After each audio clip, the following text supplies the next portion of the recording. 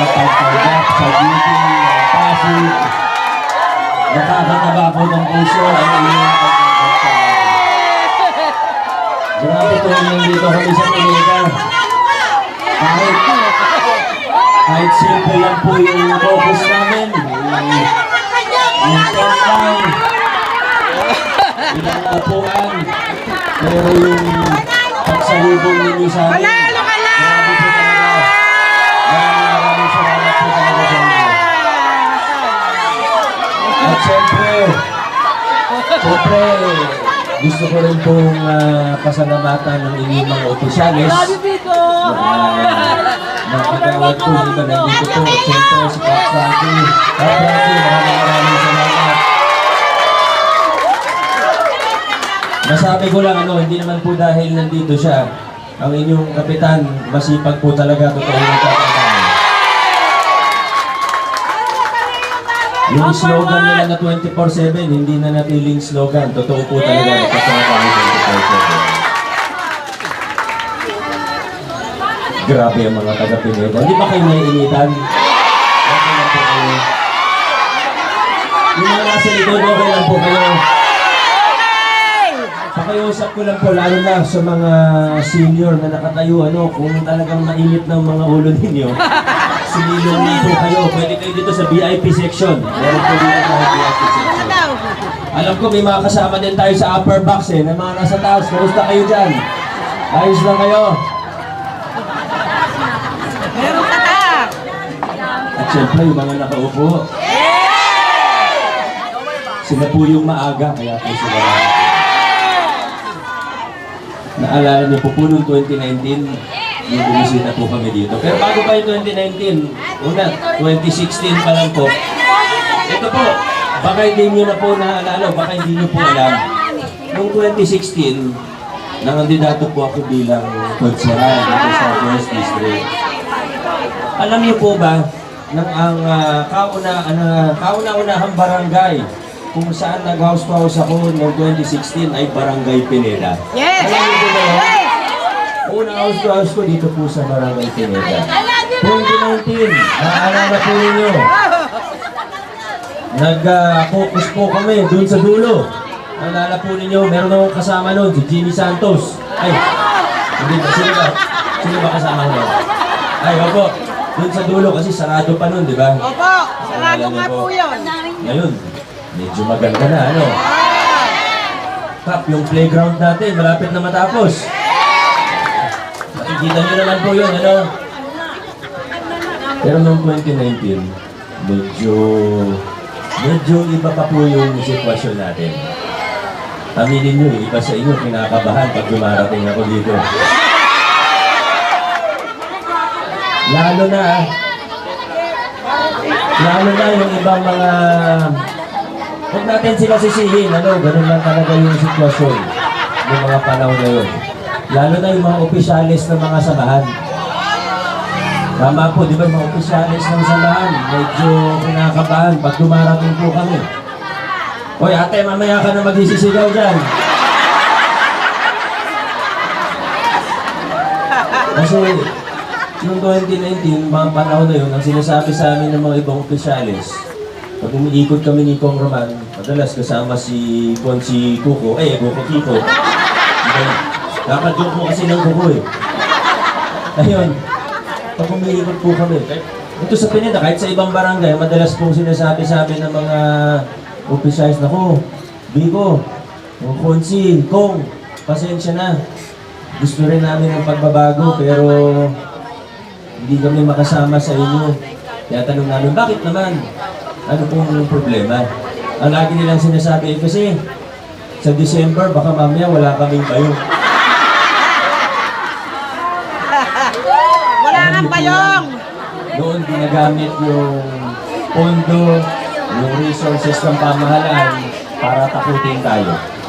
Bukod pa sa palakasan system, di ba? Pag malakas na samahan, lahat meron. Pag hindi malakas na samahan, alam niyo na po yun. Pero ngayon, lahat po tayo, babahay-bahay pa nga po tayo. Yan ang paborito kong simbolo ng pagbabago sa lungsod ng Pasig, yung pamasyong handog natin. Kasi Yes, oo. sa simpleng halimbawa o simbolo ng pamasyong handog, pinakita po natin na posible magkaroon ng isang pamahalaan kung saan pantay-pantay ang bawat isang mamamayan. Walang pinapaboran. Pagkakampi ka, ganun po ang serbisyo. Pagkalaban ka, pareho pa rin ang serbisyo. Hindi tayo namimili. Bakit po? Kasi pondo naman ng taong bayan ang ginagamit po natin. Taxpayer, kahit bata, kahit maliit, bumili lang ng isang pirasong candy, may nakapaloob na doon na tax. Kaya hindi po, walang karapatan ang mayor, walang karapatan ang mga opisyalis ninyo na mamili kung sino lang ang siservisyoan, kung sino lang ang tutulungan, kung sino lang ang mabibigyan ng pamasyong handog at iba bang tulong mula sa ating pamahalaan. Nalagpasan na po natin yung ganong klaseng sistema. Yes. Naglinis pa tayo ng pamahalaan. Yung mga kickback, alam niyo naman po yung open secret sa pamahalaan na yung mga porsyentuhan sa mga kontrata. Yes. Sabi nung iba 20%, sabi ng iba hindi, mas mataas na dyan, 30%, 40%. Minsan, depende sa project, umaabot pa ng mahigit kalahati yung porsyento ng mga opisyalis. Tinanggal na yun. Nung una po ako naging mayor noong 2019, pinilahan ako ng mga kontraktor. Kinausap ko naman sila. Nagtanong pa yung iba, Mayor, magkano ba yung ilang porsyento ba yung sayo? Ganun sila magtanong sa akin kasi sanay na sila isa ganun sa nakalakaran eh. Simple lang yung sinagot ko sa kanila. Ngayon, pwede niyong babaan ng husto yung bid ninyo. Bukas tayo, walang harangan, lahat pwede sumali. At pwede niyong babaan yung bid ninyo. Bakit? Kasi ang mayor niyo ngayon, 0% ang kickback. Hindi tatanggap kahit isang piso. At dahil po rito, bumaba yung presyo ng mga kontrata natin, tumaas yung income natin, nakita po natin yung pagbabago. Bilyon-bilyon ang natitipid natin ngayon dahil sa mga reformang ginawa po natin. At dahil po rito, hindi po mananatiling nasa papel lang po yung savings natin. Hindi mananatiling na gumanda lang sa papel. Hindi po kailangan maramdaman yan ng bawat isang mamamayang Pasilyo. Kaya kung mapapansin po ninyo, ngayon po, ang daming magandang nangyayari sa ating lungsod. Ang daming masayang nangyayari sa ating lungsod. Hindi lang sa infrastruktura, bagamat meron mga infrastructure project, pero mas importante, yung mga social services at pangmatagalang tulong sa mamamayan. Mapapansin po ninyo ang giting ng Pasig, hindi kami mahilig mangako ng mangako. Diba, nanawa na tayo sa puro pangako tuwing malapit na eleksyon. Kahit noong 2019, 2022, kung narinig niyo po akong magsalita, hindi po kami nangako ng langit at lupa. Kaya ngayong 2025, ako po ay nangako sa inyo. Oo, ayun na, ayun na, ayun na. Nangako na. Hindi. Ang pangako ko po sa inyo ay hindi ako mangangako ng kung ano-ano. Basta na lang, pag nakita natin na pwede at kayang gawin, hindi na kailangan marami pang sasabihin. Yung Mega Dialysis Center, nakita niyo po, sa Pasig, yung lokal na pamahalaan po natin, nagtayo ng isa sa, kung di ako nagkakamali, ito yung pangalawa sa pinakamalaking dialysis center sa buong Pilipinas. Pinangako ba namin yan noong 2019 o 2022? Hindi po. Pero nakita na pwede, nakita na kaya, ginawa na lang po natin. Yung cardiac catheterization lab sa PCGH, pwede na tayo magpagawa ng angioplasty ngayon sa atin, di na dadalhin sa iba pang ospital. Pinangako ba namin yan noong 2022? O si Eric, pinangako ba natin yan? Hindi po. Pero nakita na pwedeng gawin, kayang gawin, ginawa na lang po natin. Yung expansion ng local senior pension, 2022, bago pa lang yung programa. Ngayon, kasama na, kahit yung may mga SS na hanggang 4,000 pesos. Pinangako ba namin yan noong 2022? Hindi po. Pero nakita na kaya natin gawin, pwedeng gawin, ginawa na lang po natin. Marami na po tayo nagawa. Pero sa tulong ng mga konsehal natin ngayon, mula 2022, sa totoo, mas mas bumilis ang mga bagay-bagay. Mas, hindi ko masasabi na madali ang trabaho, hindi madali ang trabaho, pero mas gumaan kahit paano. Mas yung mga hindi ko matutukan, itong mga kasama natin, tinulungan po nila tayo. Vice Mayor natin, masasabi ko, talagang masipag, professional sa trabaho. Higit sa lahat, ang Vice Mayor natin ngayon, hindi pa na-absent. Laging nandun, laging pumapasok, at kailangan natin siya. Hanggang po. Vice Mayor Dodot Jaworski po yan. Yung mga konsyel natin, muli po, sila yung tumutulong pagka may mga... Marami rin tayong iniisip. Araw-araw, mga barangay, 1 milyon ng Pasigenyo. Nasa 100 ang opisina sa City Hall. Pero sa tulong ng mga konsyel, mas natututukan ng ibang mga issue, ibang mga bagay na hindi kaya ng 1 milyon lamang. Si Eric Gonzalez, bukod sa pag-uhaw tayo, naalala natin siya, ay tumulong din, mga banggit ko kanina sa head, at marami pang iba. Pati yung digitization natin ng Health Record Center, kung si Eric Gonzalez.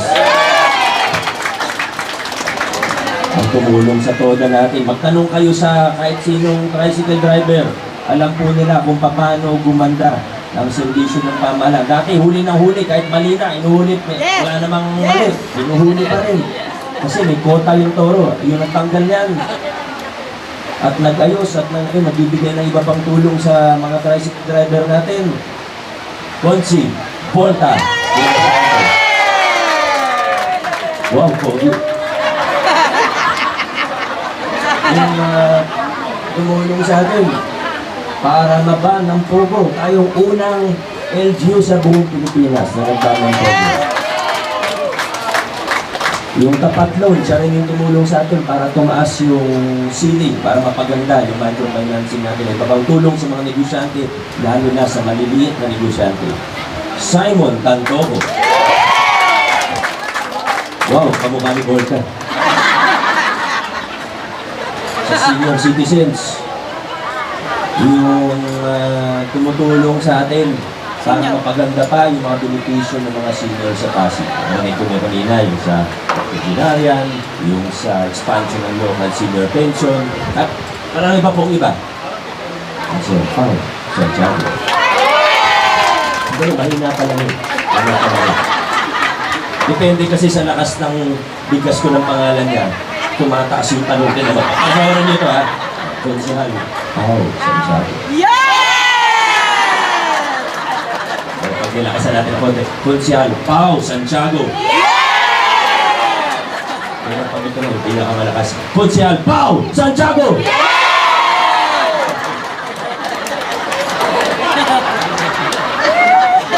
Ayun, meron tayong isang kasama na hindi pinalad noong 2022.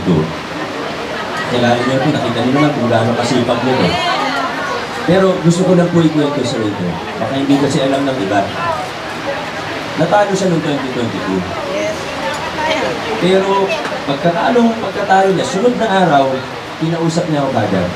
Sabi niya, kahit walang sweldo, kahit wala siyang hinihingi, tutulong siya sa mga CSOs natin. Nagtayo siya ng CSO Academy. Sa madaling salita, kahit wala siya sa posisyon, nagtrabaho po siya para sa ating lungsod. Coach Paul! Coach Paul! Hanggang tulong sa inyo at sa lahat. Last but not the least, ito siguro sa lahat sa kanila, ito yung pinakakilala ninyo. Siya po tumutulong sa atin ngayon at ang laki na po ng mga accomplishment niya sa loob ng 3 taon lamang. Isang term pa lang siya. Pero nakatulong na siya sa mahigit 3,000 pamilya Pasigenyo para mapasa kanila yung lupang pinatitilikan ng mga bahay niya. More than 3,000 Pasigenyo. Marami sa mga problema, dekada na pong problema. Natulungan tayo ni Councilor Kiko Cruzcan.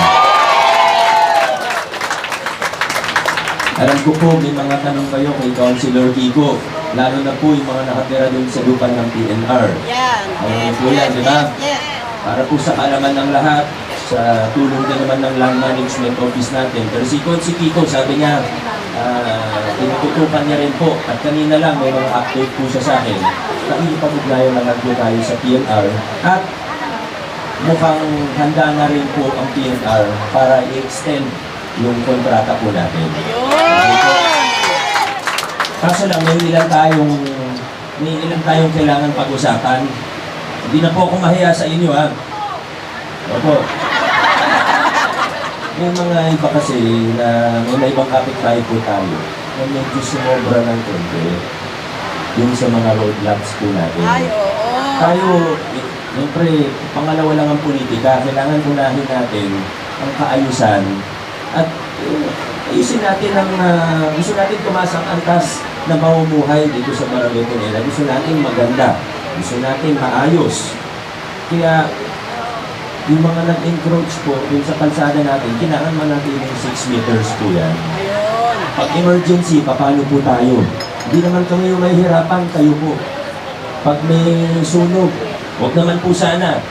Pero kung magkasunog, paano na lang po hindi makapasok ang bumbero na maayos? Tama po. Kaya hihingi po ako ng tulong sa inyo. Hindi na po sa eleksyon, hihingi po ang tulong sa inyo. Lalo na yung mga kasama po natin, Nandun yung kami, mga Mayor. nag-encroach, na magtulungan na po tayo para mapaganda pa ang inyong lugar. Sa inyo lang po yan. Wala naman po dito na sa inyo na po yan.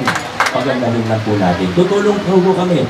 May kipag-ugnayan po kami sa inyo sa tulong ni Councilor Tito. Okay po ba yun sa lahat? Maraming salamat. Okay na po. Kasi parang may nakalimutan po ako. Butot na! Anong nakalimutan ko? Siyempre, meron din tayong congressman. Ang congressman natin sa Pineda, naku naman, hindi na kailangan i-kampanya si congressman sa Pineda. Wala na akong kailangan marami pa. Hindi na ako sasabi na marami pa, kasi basahin nyo lang po yung polyetos na makikita nyo kung gaano karami na niya nagawa para sa ating lungsod at maging para sa bansa po. Marami na po tayong nagawa, marami na tayong napagtagumpayan bilang isang lungsod.